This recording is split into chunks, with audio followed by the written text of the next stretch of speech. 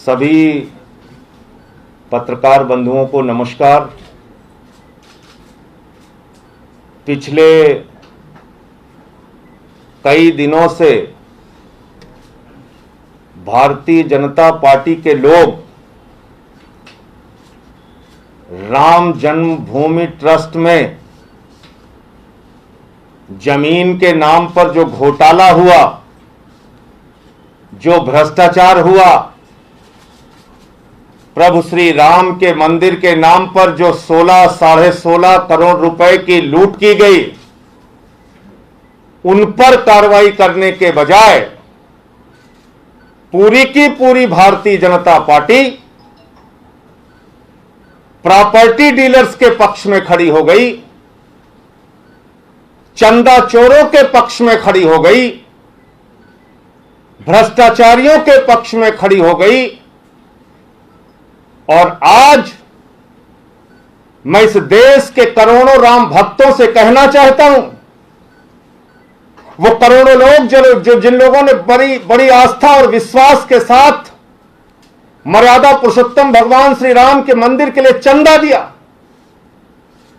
उनसे हाथ जोड़कर अपील करना चाहता हूं, आपकी आस्था मर्यादा पुरुषोत्तम भगवान श्री राम में है, आपकी आस्था मर्यादा पुरुषोत्तम भगवान श्री राम के मंदिर में है, आपकी आस्था किसी चंपत राय में नहीं है, आपकी आस्था किसी प्रॉपर्टी डीलर सुल्तान अंसारी में नहीं है, आपकी आस्था किसी भाजपा के मेयर में नहीं है और अनिल कुमार मिश्रा में नहीं है और रवि मोहन तिवारी में नहीं है। आपकी आस्था है प्रभु श्री राम में, मर्यादा पुरुषोत्तम भगवान श्री राम ने, जिन्होंने त्याग और तपस्या का वो उदाहरण प्रस्तुत किया, अपना जीवन 14 वर्ष जंगलों में बिताया। और पूरी की पूरी भाजपा क्यों यह दलील दे रही थी, मैं हैरान था, मुझे समझ में नहीं आ रहा था। लेकिन कल जिस प्रकार के कागज मेरे हाथ लगे, आपको जान के हैरानी होगी कि भाजपाइयों की आस्था मर्यादा पुरुषोत्तम राम में नहीं बल्कि प्रॉपर्टी डीलर में है, चंदा चोरों में है। और आज मेरे इस कागजात के दिखाने के बाद सारी चीजें दूध का दूध पानी का पानी हो जाएगा और प्रति सेकंड 5.5 लाख रुपए जमीन का दाम बढ़ाया गया, प्रति मिनट 3 करोड़ 30 लाख रुपए जमीन का दाम महंगा किया गया। यह बात आज पहले दिन जो मैंने बोला था वो दूसरे दिन, तीसरे दिन और आज जब मैं ये खुलासा करने जा रहा हूं उससे भी साफ साबित हो जाएगी। और आज मैं आपको क्या बताने जा रहा हूं, भारतीय जनता पार्टी और चंपत राय जी लगातार तर्क दे रहे हैं, लगातार ये कह रहे हैं कि कुसुम पाठक और हरीश पाठक, सुल्तान अंसारी और रवि मोहन तिवारी में तो 2011 में एग्रीमेंट हुआ था, फिर कहने लगे 2019 में एग्रीमेंट रिन्यूअल हुआ था, फिर कहने लगे इस एग्रीमेंट में पहले जमीन 2 करोड़ रुपए की थी लेकिन अब महंगी हो गई। वो सारा झूठ आज खोलूंगा, एक एक करके खोलूंगा। पहले कहा जब मैंने कागज दिखाया कि 10 रुपए के स्टाम्प पे कैसे इतनी बड़ी खरीद हो सकती है। संजय सिंह का आरोप बिल्कुल झूठे हैं, निराधार हैं, सारी भाजपा की फौज कहने लगी। मेरे ऊपर हमले कराओगे, मेरे ऊपर हमले के लिए लोगों को प्रेरित करोगे, मेरे घर में जहां मेरा परिवार रहता है वहां हमले कराओगे। भाजपा के लोगों में आपसे कहना चाहता हूं 1000 हमले कराओ, लेकिन मैं हाथ जोड़ के इस देश के करोड़ों राम भक्तों से जिनकी प्रभु श्री राम में आस्था है उनसे अपील करना चाहता हूं, इन चंदा चोरों को पहचानिए और इनके खिलाफ आवाज उठाइए, इनके कहने पर गुमराह मत होइए। जिस एग्रीमेंट का जिक्र ये लोग बार बार करते हैं, दरअसल वो एग्रीमेंट दरअसल वो एग्रीमेंट 18 मार्च 2021 को कैंसिल हो चुका है। ये उसका निरस्त पत्र है मेरे हाथ में। 18 मार्च 2021 को ये एग्रीमेंट पहले कैंसिल किया जाता है, फिर 2 करोड़ रुपए में सुल्तान अंसारी और रवि मोहन तिवारी के नाम पर शाम को 7:10 पे लिखा जाता है और शाम को 7:15 पर इन्हीं लोगों से 18.5 करोड़ रुपए में जमीन खरीद ली जाती है। यह है वो निरस्त पत्र, एग्रीमेंट का निरस्त पत्र जो मेरे हाथ में है इस वक्त, और मैं एक एक करके बताना चाहता हूं। ये 2 करोड़ रुपए का 2 करोड़ रुपए में जमीन का एग्रीमेंट हुआ था और इसके लिए 50 लाख रुपए एडवांस दिया गया था। 50 लाख रुपए एडवांस देने वाले और 9 लोगों के साथ एग्रीमेंट करने वाले लोग कौन थे? पहला पक्ष कौन है? हरीश पाठक और कुसुम पाठक, और डाटा संख्या क्या है? वही 243, वही 244, वही 246। पहले पक्ष का नाम पढ़िए। पहला पक्ष है हरीश पाठक, पहला पक्ष है कुसुम पाठक, हरीश पाठक। ये 2 नाम मैंने आपको दिखा दिया। अब आते हैं दूसरा पक्ष, जिन 9 लोगों के साथ एग्रीमेंट हुआ। जिन 9 लोगों के साथ एग्रीमेंट हुआ उनका नाम मैं एक एक करके पढ़ के बताता हूं। वो दूसरा पक्ष कौन है? इच्छाराम सिंह, इच्छाराम सिंह, विश्व प्रताप उपाध्याय, इच्छाराम सिंह, विश्व प्रताप उपाध्याय, मनीष कुमार, पुत्र राम तीरथ, सूबेदार दुबे, पुत्र राम सूरत दुबे,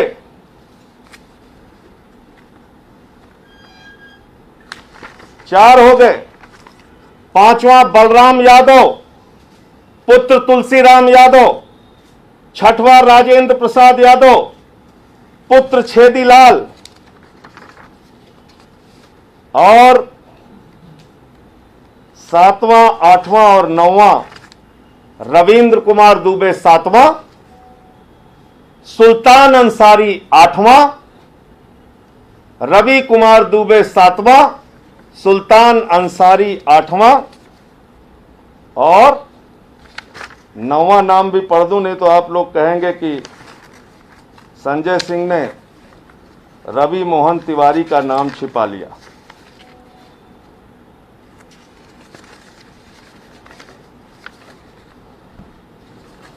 आठ नाम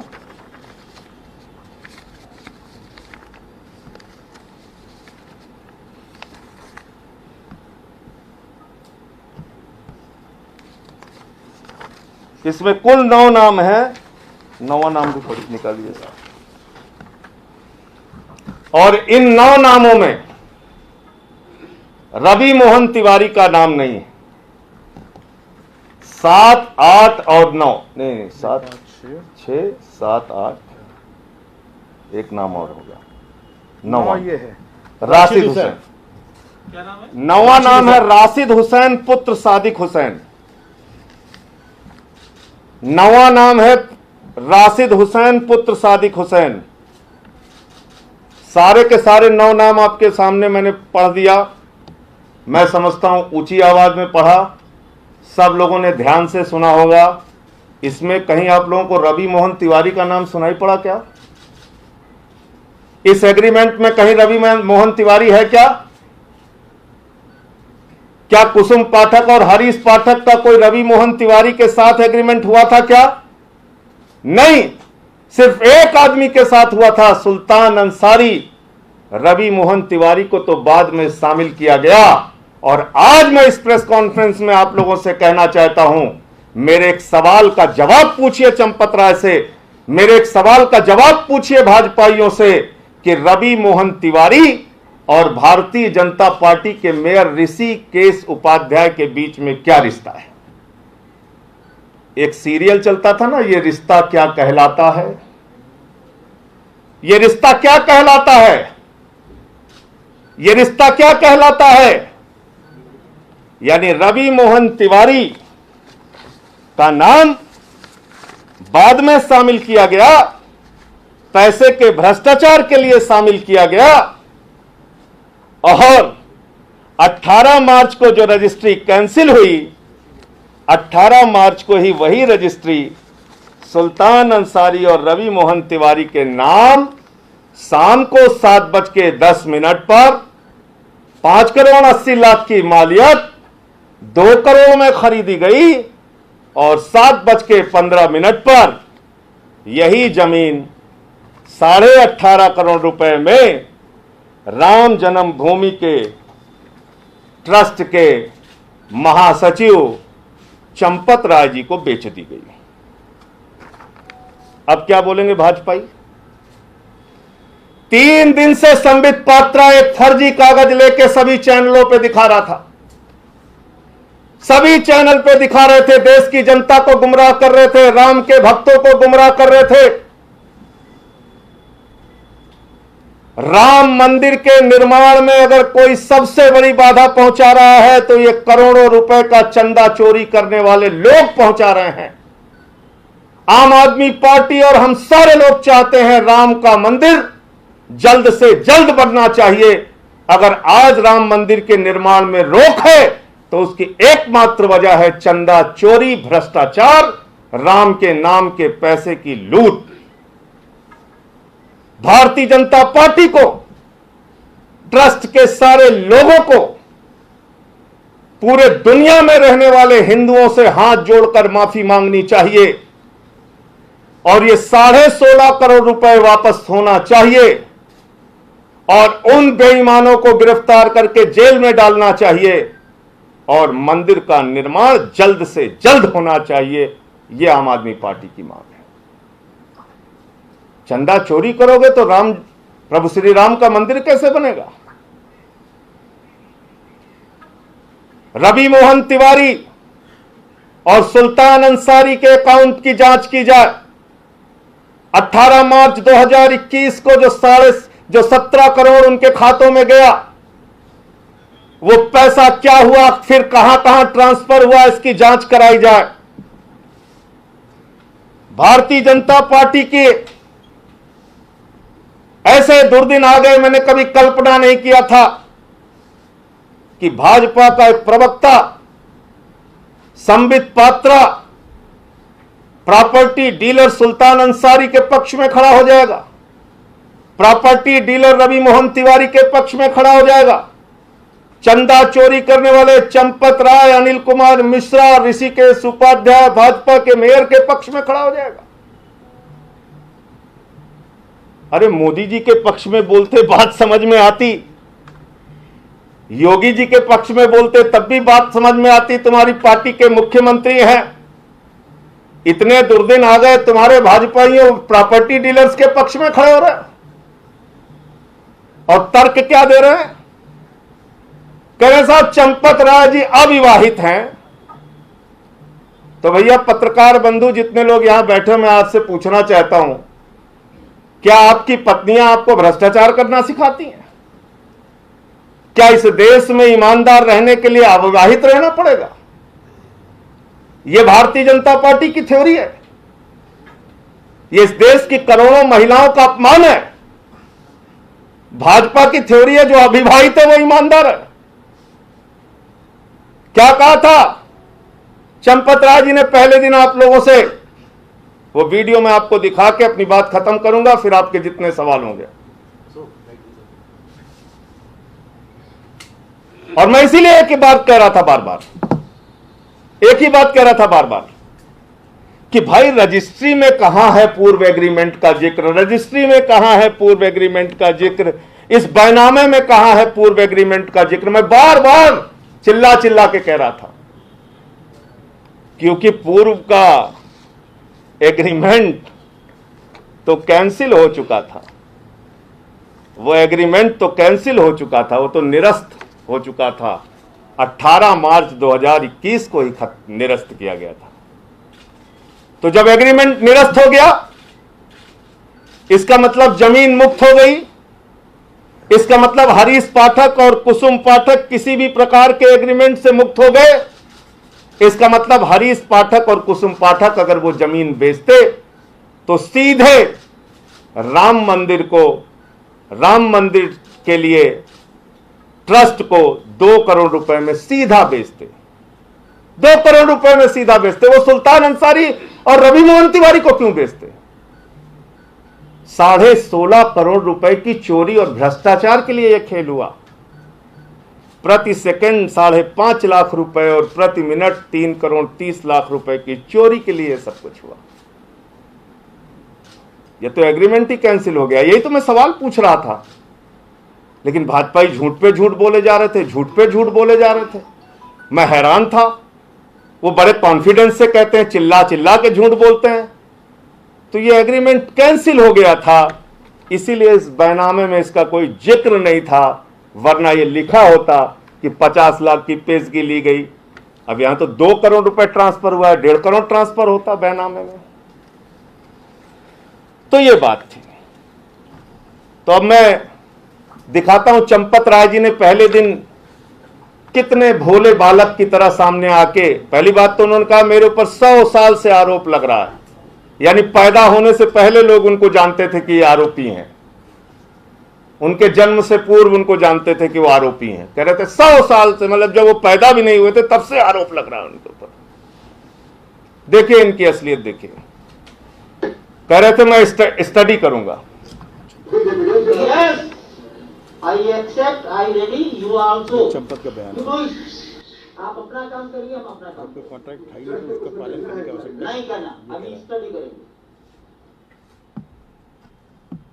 ये क्या कह रहे हैं, 1 मिनट रुक देना। ये कह रहे हैं, पहला झूठ इनका दिखाइए। इनसे जब आप लोगों ने पूछा तो ये कह रहे हैं कि हम स्टडी करेंगे, यानी ये बेचारे भोले बालक हैं, इनको कुछ नहीं पता था। जैसे ही आप लोगों ने कैमरा लगाया, चंपत राय जी जो बहुत जो तपस्वी हैं, त्यागी हैं, अविवाहित हैं, और भाजपा की थ्योरी है कि ईमानदार रहने के लिए आप लोगों को अविवाहित रहना पड़ेगा, तो वो कह रहे हैं कि हम स्टडी करेंगे इस पेपर की। आगे बढ़िए। नहीं करना, अभी स्टडी करेंगे। झूठ नंबर 2 देखिए। You cannot have that agreement stamped on a paper with a 10 rupee stamp. This agreement copy which Sanjay Singh has been showing to the media has a 10 rupee stamp on it. You cannot have a land agreement of 18.5 crores on a 10 rupee stamp paper. So clearly this is fraud. तो ये हमारी भाजपा की प्रवक्ता बहन जी कह रही थी कि 10 रुपए के स्टाम्प पे कैसे संजय सिंह कागज दिखा रहे हैं एग्रीमेंट का, जबकि वो 1 करोड़ 29 लाख के स्टैंप पे एग्रीमेंट हुआ था। आजकल ई स्टैंप निकलता है, डिजिटल इंडिया है, लेकिन बहन जी को पता नहीं था और भाजपा में काम करती हैं तो झूठ बोलने के लिए कहा गया होगा, तो इसलिए बहन जी ने झूठ बोला। ये दूसरा झूठ। 17/9/2019। अब सुनिए, एक मिनट अब सुनिए, एक मिनट रुको। कुछ चंपत राय अब सुनिए, जो चंपत राय कहते हैं हम स्टडी करेंगे, हमें कुछ नहीं पता, उनके बारे में सुल्तान अंसारी प्रॉपर्टी डीलर क्या कह रहा है, सुनिए ध्यान से।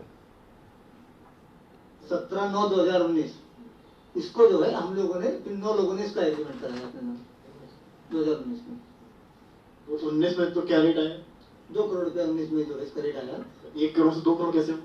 क्योंकि समय इतना अंतराल जो है बढ़ा, उसके हिसाब से जिससे हमारे एग्रीमेंट हुआ उससे ये डील हुई कि भाई हम 2 करोड़ में देंगे, 1 करोड़ में नहीं देंगे।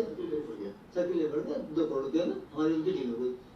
फिर 2019 को चलिए 2 करोड़ है, ठीक है। अब इसके बाद के ट्रस्ट आपके कब संपर्क में आया है?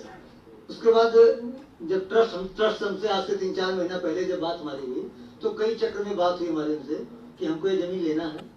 तो हमारी उनकी जब बात हुई तो हमारा उनका जो है 18.5 करोड़ रुपए में ये डील हो गई। उसमें किससे बात हुई थी? हमारे चंपत राय जी थे और ट्रस्ट के 2-3 सदस्य और थे, जिसको हम नहीं जानते हैं क्या है। तो क्या बातचीत हुई? बातचीत ये हुई कि हमको आपकी जमीन लेना है, तो हमारा उनका जो है 18.5 करोड़ रुपए में तय हो गया।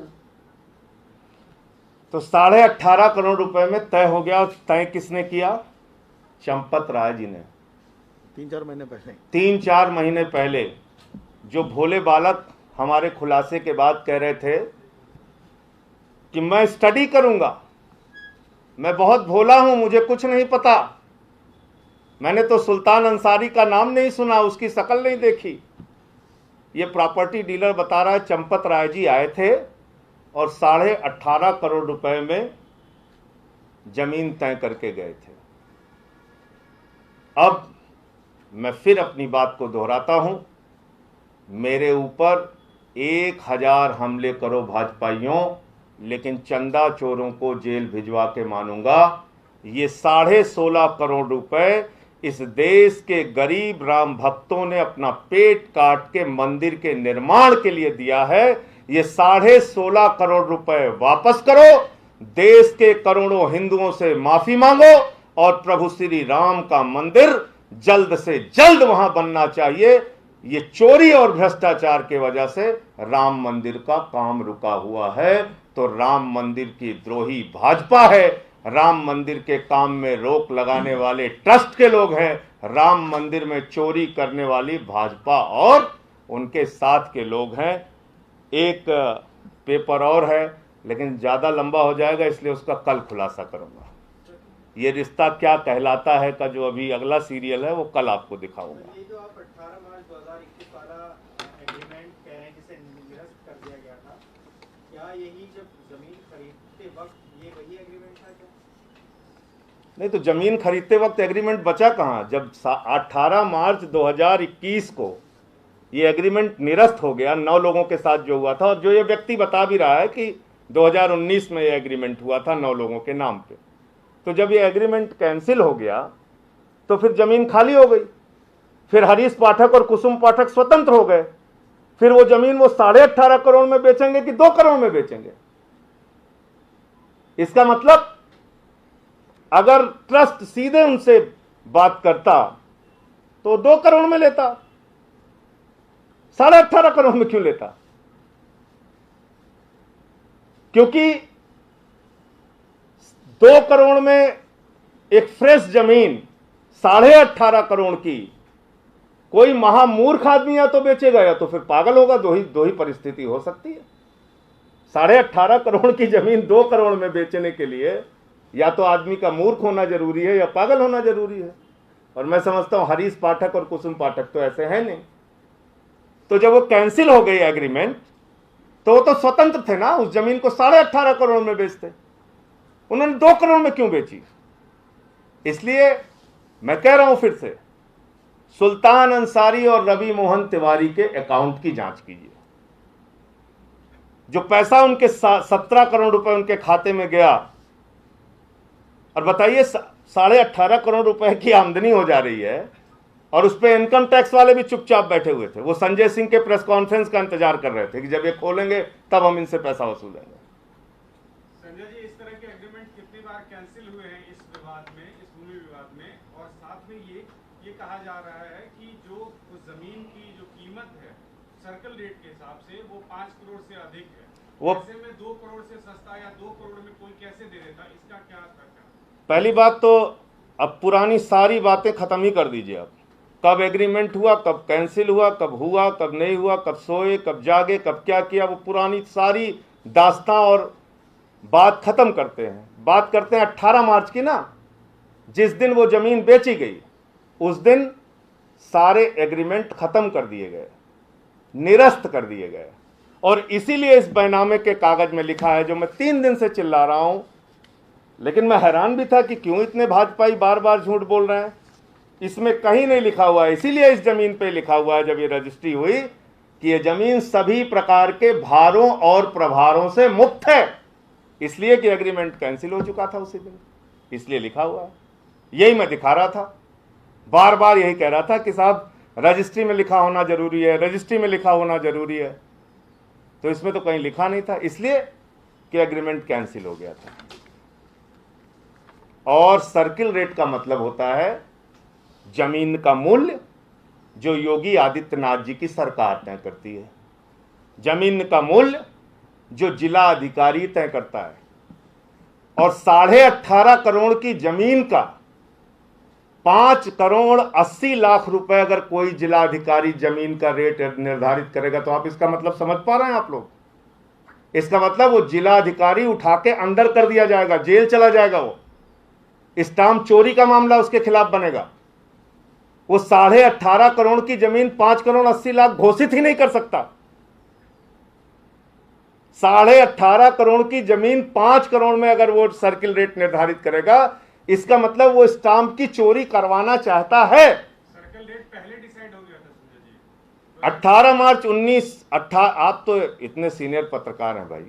18 मार्च 2021 की लिखा पढ़ी में लिखा हुआ है 5 करोड़ 80 लाख। इसका मतलब 18 मार्च 2021 की मालियत, 18 मार्च 2021 की कीमत, 18 मार्च 2021 का सर्किल रेट 5 करोड़ 80 लाख। और स्पष्ट शब्दों में समझा दूं, 1857 का नहीं, 18 मार्च 2021 की मालियत और कीमत उस जमीन की 5 करोड़ 80 लाख थी, जिसको आदित्यनाथ जी ने निर्धारित किया था और जिसको वहां के जिलाधिकारी ने निर्धारित किया था, उनकी सरकार ने निर्धारित किया था। तो बहुत महंगा खरीदते। पहली बात तो दान पुण्य की जमीन को, तो दान पुण्य के चंदे को तो आपको कम में खरीदना चाहिए। तो बहुत महंगा अगर आप खरीदते तो 5 करोड़ 80 लाख में खरीद लेते। और फिर मुझे कहना पड़ता है भाजपाई की झूठ एजेंसियों को। वो कह रहे थे मुआवजा दिया, मुआवजा दिया। अरे भैया, मुआवजा सरकार देती है, ट्रस्ट नहीं देता है। ट्रस्ट थोड़ी मुआवजा देता है, सरकार देती है। और आप पता कर लीजिएगा, ग्रामीण जमीनों के अधिग्रहण में मुआवजा होता है 4 गुना, शहरी जमीनों के अधिग्रहण में मुआवजा होता है 2 गुना। और कितनी पढ़ाई कर करके मैं बताऊं। ग्रामीण जमीनों के अधिग्रहण का मुआवजा सरकार अगर करती है तो 4 गुना दाम, और शहरी जमीन का अधिग्रहण करती है तो 2 गुना दाम। और इसीलिए जेवर का शहरीकरण किया गया क्योंकि किसानों को 4 गुना मुआवजा ना देना पड़े। पहली बात, ट्रस्ट के ऊपर कौन सा मुआवजे का नियम लागू होता है? वो तो सरकार के ऊपर लागू होता है। और कोई प्रश्न? जी, इसमें आपके पास अपने का दस्तावेज है और आप कह रहे हैं कि इसमें बहुत बड़ी गड़बड़ हुई है, तो कोर्ट क्यों नहीं चले जाते हैं? आपको लगता है कि ये आपका अच्छा सवाल है। मैं प्रतीक्षा कर रहा था कि भारत की सरकार, भारतीय जनता पार्टी इतने बड़े खुलासे के बाद कुछ तो शर्म दिखाएगी, कुछ तो कार्रवाई करेगी। लेकिन अब 3 दिन बीत गए, मुझे पता चल गया कि इन भाजपाइयों की आस्था प्रभु श्री राम में नहीं है, प्रॉपर्टी डीलर्स में है। अब मुझे जानकारी हो गई कि इन भाजपाइयों की आस्था भ्रष्टाचारियों में है, प्रभु श्री राम में नहीं है। अब आपने बिल्कुल ठीक कहा, इन सारे मामलों को लेके मैं कोर्ट जाने की तैयारी कर रहा हूं। इसमें मुकदमा FIR दर्ज कराने से लेके जो कुछ भी करना पड़ेगा उसको मैं अब करूंगा। मैं तो 3 दिन तक प्रतीक्षा कर रहा था कि शायद देश के प्रधानमंत्री, शायद उत्तर प्रदेश के मुख्यमंत्री या ट्रस्ट के जो जिम्मेदार लोग हैं वो कोई इसमें सच बोलेंगे। लेकिन झूठ पे झूठ, झूठ पे झूठ, झूठ पे झूठ। अब ये समझ में आ गया कि भाजपाइयों की आस्था प्रभु श्री राम में नहीं है, भाजपाइयों की आस्था प्रॉपर्टी डीलर्स में है।